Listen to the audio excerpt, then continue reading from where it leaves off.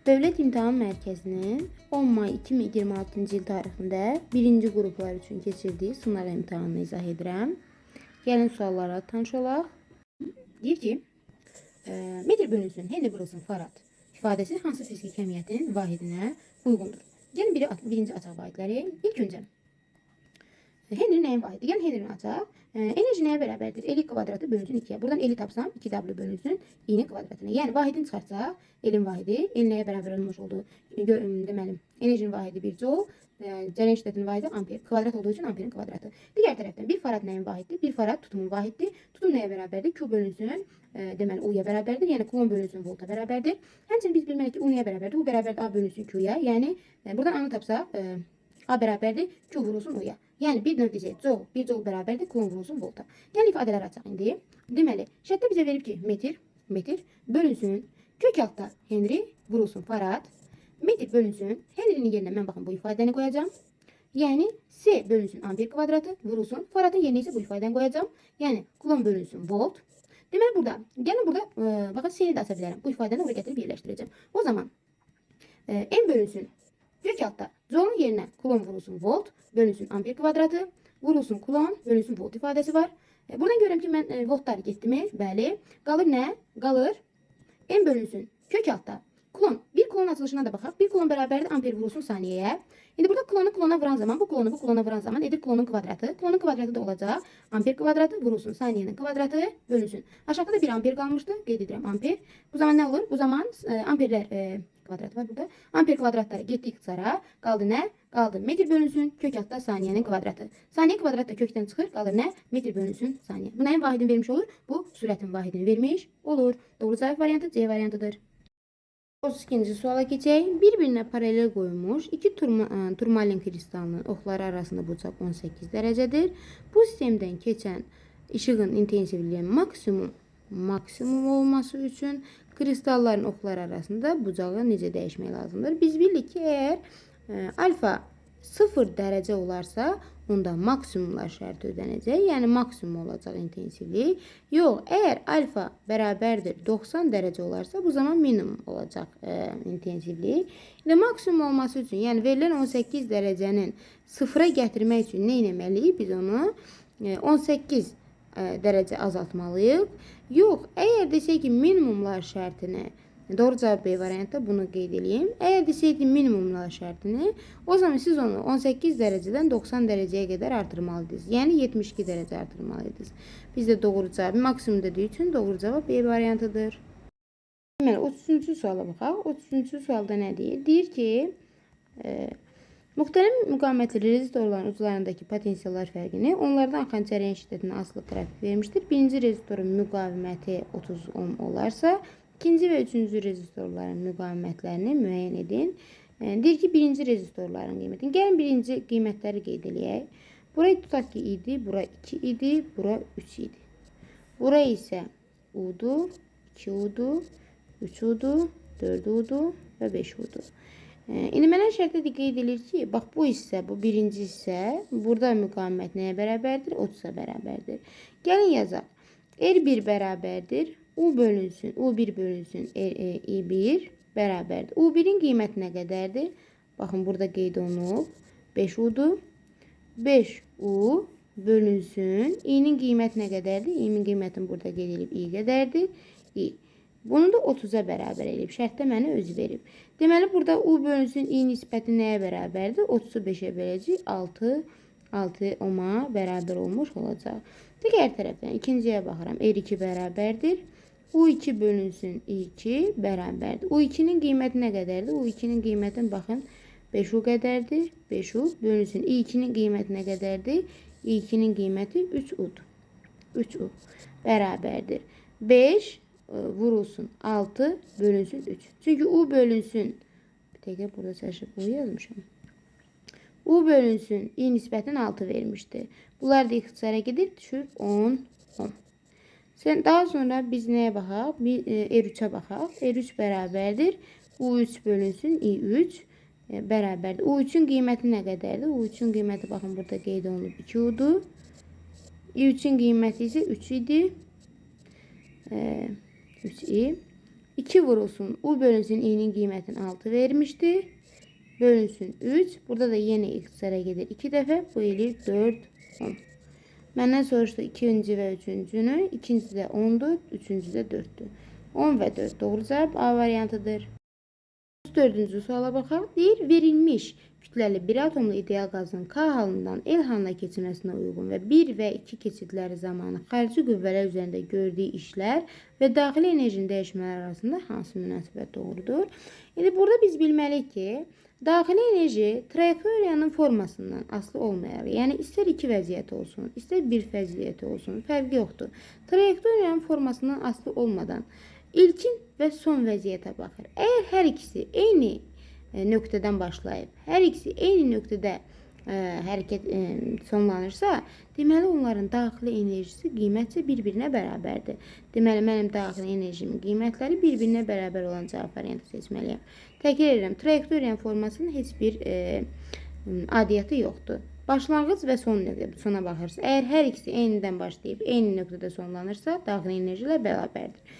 Daha sonra digər tərəfdən, əgər mən görülən işə baxsam, bax tutaq ki, bu birinci cismin gördüyü işdir. Ben burada görən birinə cızıb, düzbucaqlı trapeziya cızıb. Bir də ikincinin gördüyü işə baxıram. İkincinin gördüyü işdə baxın bu qədərdir. Baxın, birincinin səthinin sayəsi ikincinin səthinin sayəsindən kiçik oldu. Bu o deməkdir ki, birincinin səthinin sayəsi daha az iş görmüş olacaq. Lakin ikincinin səthinin sayəsi daha çox iş görmüş olacaq. Ona görə 1 2'den kiçikdir. Baxıram 1 2'den kiçikdir. Daxili enerji də 1 2'yə bərabərdir. Doğru cavab D bəndidir. 35-ci sualda deyir ki, yer səthindən şaquli yuxarı atılan cismin potensial enerjisinin zamandansılıq qrafiki verilmişdir. T bərabərdir 3 saniyə, 3 saniyə anında bu cismin kinetik enerjisi nəyə bərabərdir?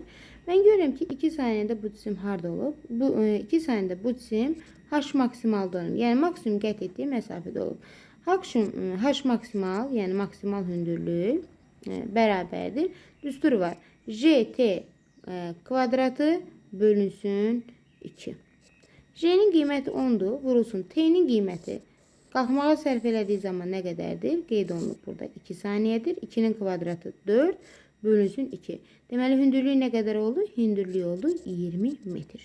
Digər tərəfdən maksimum, H-ın maksimum olduğu nöqtədə potensial enerji nəyə bərabərdir? Potensial enerji bərabərdir mgh. Buradan potensial enerji verib H-ı da tapdıq, C'ni də bilik. Deməli M yoxdur. M nəyə bərabərdir? Potensial enerjinin bölünsün GH nisbəsinə. Potensial enerjini verib şərtdə 400 joule. Bölünsün sərbəşmə təcili 10'dur. Hündürlüyü də tapdıq nə qədərdir? 20 metrdir. Burada ixtisara aparsam 400'ü 200'e böləndə qalır 2 kilogram. Deməli kütlə oldu nə qədər? 2 kilogram. Digər tərəfdən burada kinetik enerjinin düsturunu qeyd eləyək. Nəyə bərabərdir? mv kvadratı bölünsün 2'yə. Mən baxıram m var, lakin v yoxdur. V'ni tapmaq üçün v bərabərdir. Cisim aşağıya doğru düşəcək. Aşağıya doğru düşəndə onun təpə nöqtəsində sürəti nəyə bərabər olacaq? Başlanğıc sürəti 0'a bərabər olacaq. Sanki o dayanacaq, sonra aşağıya doğru hərəkət etmiş olacaq. Və 2 saniyədən 3 saniyəyə gedib. Deməli arada nə qədər zaman sərf edib? 1 saniyə. Deməli v bərabərdir. JT ifadəsini yazırıq. Sərbəşmə təcili 10'dur. T isə zaman nə qədər oldu? 1 saniyə oldu. Bu da bərabər oldu nəyə? 10 metr bölünsün saniyə. O zaman kinetik enerji bərabərdir. Kütlənin qiyməti tapmışdıq. 2 vurulsun sürətin qiyməti 10. 10'un kvadratı 100 bölünsün 2. Cavab elədi nə qədər? 100 joule. Doğru cavab variantı C variantıdır. 36-cı suala baxaq. Müşahidə başlanan anda K nöqtəsində olan cisim radiusu R olan çevrə üzrə bərabər sürətlə hərəkət edir. Birinci zaman dəyişməsi T bölünsün 4'dür. İkinci zaman dəyişməsi 3T bölünsün 4'dür. Müddətləri üçün uyğun ifadələrini qurun. Biz bildik ki, hər ikisinin məxrəcində əgər 4 varsa, yuxarıdakının heç bir önəmi yoxdur. O zaman onun yer dəyişməsi nəyə bərabər olur? 2 yerə bərabər olur. İstər birinci olsun, istər ikinci. Hər ikisinin yer dəyişməsi 2 yerə bərabərdir. Yəni S bərabərdir, kök altda 2 yer. Digər tərəfdən getdiyi yolları müqayisə edək. Çevrənin uzunluğu nəyə bərabərdir? L bərabərdir 2 pi r-ə. İndi burada n sayıda dövr edibsə biz onu da qeyd eləməliyik. L bərabərdir 2 pi r vurulsun. Birinciyə baxıram. Nə qədərdir? 4/1 periyod gedib, yəni 4/1. Bu deyilik pi r bölünsün 2. Yəni L bərabərdir 0,5 pi r. Digər tərəfdən ikinciyə baxsam. L bərabərdir, yəni 2 pi r vurulsun n-dir. L bərabərdir 2 pi r vurulsun. N-in qiyməti isə bu dəfə 3 bölünsün 4-dür. Yəni 4/3 periyod gedir. 3 bölünsün 4. Deməli, buradan L nəyə bərabərdir? L bərabərdir 3 pi r bölünsün 2. Yəni 1,5 pi r. Həmçinin bunların yer dəyişməsi kök altda 2r'dir. Bunun da yer dəyişməsi kök altda 2r'dir. Deməli, cismin getdirdiyi yol deyir ki, 3 pi r bölünsün 2'dir. Bəli, 3 pi r bölünsün 2 ifadəsi harda aldı? 4/3 periyodda aldı. Bu getdi 2'yə. Cismin getdiyi yol yer dəyişməsindən böyükdür. İndi burada qeyd edilən yol 0,5 pi r'dir. Burada s yer dəyişmə isə nəyə bərabərdir? Kök altda 2-dən daha kiçik rəqəm çıxacaq. Tutaq ki, burada pi-nin yerinə də 3 qoyarsaq, 0,5 3-ə vuranda 1,5 r qeyd eləyərik. Deməli, kök altda 2-dən isə 1-dən kiçik rəqəm alınır. Deməli, burada qeyd edilən yol yer dəyişməsindən böyükdür. Həmçinin burada da 1,5 r kök altda 2 r-dən qiymətindən daha böyük qiymət alacaq. Deməli, burada da qeyd edilən yol yer dəyişməsindən böyük olacaq. Hər iki halda biz bilirik ki, əyrixətli hərəkətdə yol yer dəyişmədən onsuz da böyükdür. Yəni, bu üç hər ikisinə ortaq gedəcək. Sürət vektorlarına baxaq. Biz bilirik ki, K nöqtəsində hərəkətə başlayan cisim 4/1 periyodu bax bu hissədə olacaq. Bu hissədə onun sürəti saat əqrəbi istiqamətdə olduğu üçün sürəti çevrəyə toxunan istiqamətdə baxın belə olacaq. Təcili isə yuxarı olacaq. Sürət vektoru sola yönəlmişdir. Bəli, 4/1-də sürət vektoru sola yönəlmişdir. 4-ə getdi. Təcil vektoru şaquli aşağı yönəlmişdir. Təcil vektoru isə şaquli aşağı yönəlməmişdir. Şaquli yuxarı yönəlmişdir. 4/3 periyod isə baxın buradır. Burada sürətin istiqaməti bu istiqamətdə yönəlib. Təcil hara yönəlib? Təcil isə aşağıya doğru, mərkəzə doğru yönəlmiş oldu. Təcil vektoru aşağıya doğru yönəlmişdir. Bu isə gedir ikinci ifadəyə. Doğru cavab variantını seçək. 4, 2, 5, 1, 3. Doğru cavab variantı E variantıdır. 7-ci sualın halına baxaq. Cisim şəkildə göstərilən qüvvələrin təsiri altında tarazlıqda olarsa, öpü qüvvəsinin modulunu hesablayın. İndi bunlar arasında neçə dərəcə bucaq var? Görürük ki, bunlar arasında 90 dərəcə bucaq var. 90 dərəcədə bucaqdan biz Pifagor teoremindən istifadə edirik. Yəni, F bərabərdir kök altda F1 kvadratı, üstə gəlsin F2-nin kvadratı. Bərabərdir. Kök altda 6-nın kvadratı, üstə gəl 8-in kvadratı. Bu neçəni vermiş olacaq? Yəni, 36, üstə gəl 64, 10-u vermiş oldu. Deməli, bunu aşağıya doğru proqram qaydasından tamamlasaq, deməli, bunu aşağıya doğru, aşağı istiqamətdə 10 Newton qüvvə ilə dartırlar. Məndən soruşur F1 qüvvəsinin modunu. F1 qüvvəsi qiymətcə bərabər istiqamət əksi olandır. Yəni, burada F1 qüvvəsinin qiyməti nəyə bərabər olmuş oldu? Elə 10 Newtonun özünə bərabər olmuş oldu. Doğru cavab E bəndi. 38-ci sualın həlinə baxaq. Deyir ki, hansı qrafik verilmiş kütləli diaqazın izobar soyması prosesinə uyğun gəlir? Gəlin bir mülahizə aparaq. İzobar deyəndə izobarda nə sabit qalır? P konstant qalır, yəni dəyişmir. Soyuma deyəndə burada temperatur neyinir? Temperatur azalır. Daha doğrusu PV T ifadəsinə görə əgər temperatur azalırsa, temperaturla bərabər həcm də onun düz asılı olduğu üçün həcm də azalmalıdır. Digər tərəfdən rho bərabərdir MP böl R T ifadəsinə görə əgər P sabitdirsə M sabitdir, R sabitdir. Rho T'dən necə asılığa girir? Rho T'dən tərs mütənasib asılığa girmiş olur. Əgər temperatur azalacaqsa, sıxlıq nə edəcək? Sıxlıq artacaq. Yəni, tərs asılıq qrafiklərinə baxıram. 1 Y bəndindədir. bir də D bəndindədir. A, C, B getdi. İndi mənə lazımdır qrafik rho-nun artdığı istiqamətdə olsun. Yəni hansı istiqamətdə olsun? Rho-la oxun istiqaməti eyni istiqamətdə olsun. Baxıram ki, doğru cavab variantı D variantıdır. Burada yeni götürə bilməzdim. Nəyə görə? Çünki T-nin istiqaməti ilə oxun istiqaməti eyni olduğu üçün burada temperatur artır, sıxlıq azalır.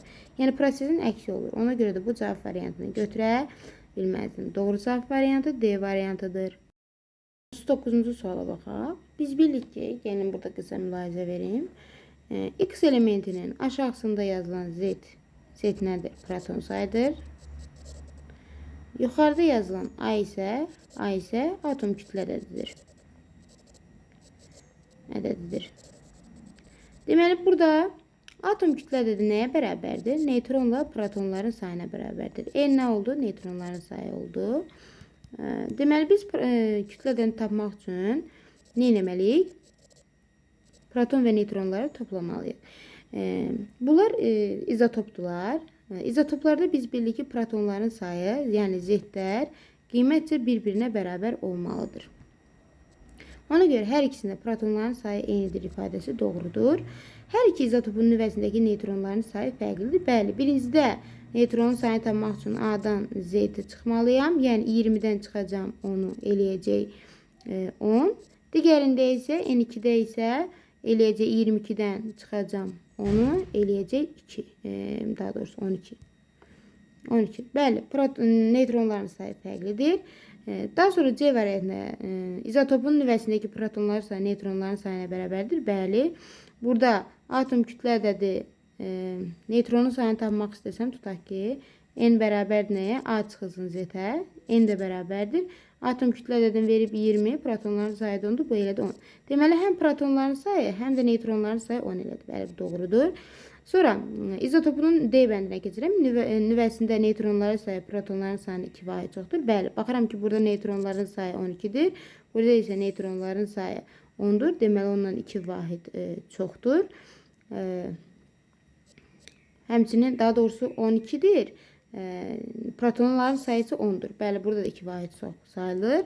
Sonumuzda isə deyir ki, hər iki izotopda nükleonların sayındır. Xeyr, hər iki izotopda fərqlidir. Birincidə 20-dir, digərində isə 22-dir. Deməli, nükleonların sayı bir-birindən fərqlənir. Doğru cavab 39-da E bəndidir.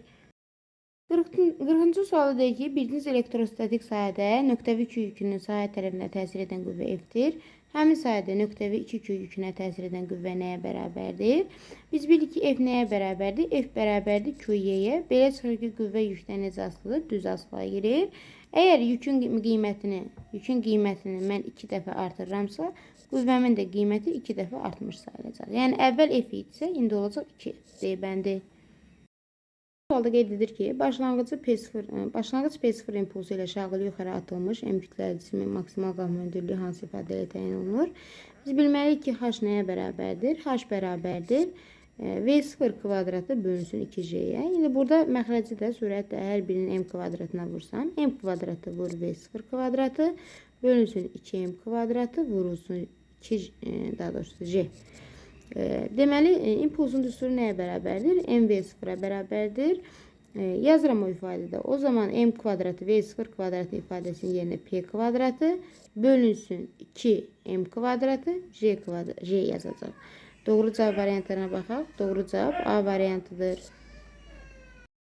Sualı deyir ki, qapalı keçirici kontur sabit VK bərabərdir 1 metr bölü saniyə sürəti ilə sol tərəfə hərəkət etdirilir. Yəni, bunun sürətini verib nə qədərdir? 1 metr bölünsün saniyədir. Sabit maqnit necə hərəkət edir? Bu konturda induksiya cərəyanı yaranmaz. Bu maqniti biz sola doğru eyni sürətlə hərəkət elətdirsək, o zaman deməli, induksiya cərəyanı yaranmaz. Siz sanki iki maşındır, siz burada əyləşmişsiniz. Burada isə bir dənə başqa maşın var. Burada isə bu başqa maşın hərəkət edir. İndi hər ikiniz eyni sürətlə hərəkət eləyəndə sanki bir-birinizə nəzərən siz hərəkət etməmiş sayılırsınız. Ona görə həmin bu maqniti mən sola doğru hərəkət etdirən zaman sanki mən onu hərəkətsiz görürəmmiş kimi gəlir. Ona görə həmin maqniti 1 metr bölü saniyə sürətlə sola hərəkət elətdirmək lazımdır. Üçüncü sual verir ki, T1 verib, T1 nə qədərdir? 80 dərəcə Selsidir. Kütləni verib, nə qədərdir? 1 tondur. 1 tonun nə qədərdir? 10 üstü 3 kiloqramdır, yəni 1000 kiloqramdır. Temperaturun ikinci qiymətini verib, nə qədərdir? 100 dərəcə Selsidir. Qızdırmaq üçün onun müəyyən hissəsini buxarlandırmaq üçün Q nəyə bərabərdir? 130 megajoule bərabərdir. İstilik miqdarı sərf olmuşdur. Bu zaman buxarlanan suyun kütləsini M-i deyir tapın. Buxarlanma kütləsini tapın. Biz bilməliyik ki, Q ayrılan istilik miqdarı nəyə bərabərdir? Cm delta T'yə. Burada C'nin qiymətini verib şərtdə bizə. 4,2 vurulsun 10 üstü 3. Vurulsun kütlənin qiyməti 10 üstü 3 idi. Vurulsun T'ni. T'də isə delta T'ni tapmaq üçün nə edəcəyik? Delta T'ni tapmaq üçün ikinci qiymətdən birinci qiyməti çıxacaq. Yəni 100-dən çıxacaq 80-i. Bu da bərabər olacaq 20 dərəcə Selsiyə. Vurulsun 20. Buradan Q bərabərdir. Deməli vursaq 10 üstü 6, 4-dən 42, 84 vurulsun 10 üstü 6 megajoule. İndi bizə ayrılan istilik miqdarını tapaq. Nə qədər istilik miqdarı ayrılıb? Q nəyə bərabərdir?